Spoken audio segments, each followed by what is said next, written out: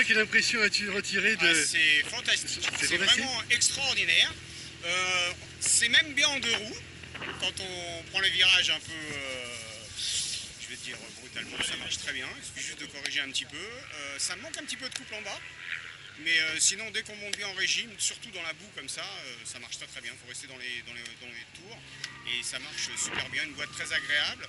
Un freinage un petit peu mou à mon goût, mais bon, moi que je sors de la piste, le tout-terrain c'est pas vraiment mon truc, mais ça marche très bien, très bonne suspension, très bonne direction, bonne réactivité, vraiment une belle machine. Vraiment une belle machine et ça donne vraiment envie d'en avoir une. Donc top, bravo Yamaha, super. Très bien, bah, écoute, on espère que tu auras envie de vite remonter dans une de ces machines et laisser le circuit pour le tout-terrain. Avec grand plaisir, merci.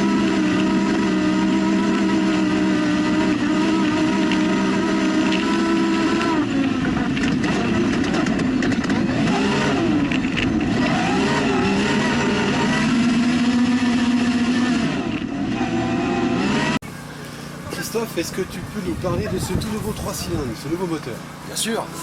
Donc on est parti du moteur qu'on connaissait déjà, un 1050 motoneige, qui a été abaissé à 998 cm3, retravaillé donc en cylindré, en culasse et sur les carters pour correspondre à la transmission.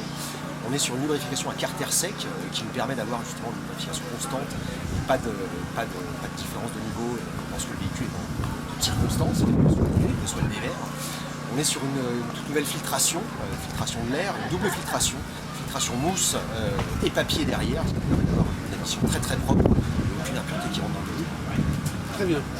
Et je dirais le most, la nouveauté de ce Yamaha 1000, c'est la boîte de vitesse. Tout à fait. Donc on y a ajouté une boîte de vitesse séquentielle, travailler notre véhicule pour aller à transmission à variation. Et donc, ce qu'on appelle une boîte séquentielle, c'est une boîte sans grille, donc à 6 rapports, 5 rapports sur une marche arrière.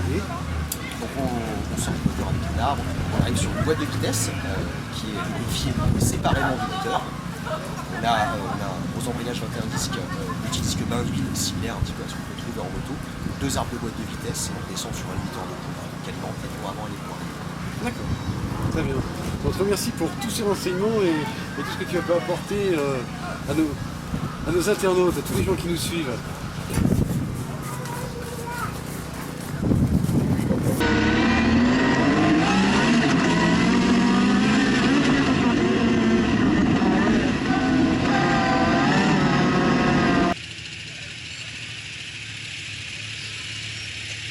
Alors, quelles sont les impressions sur ce Yamaha 1000? C'était bien? Super, ça passe partout. Ça envoie du lourd.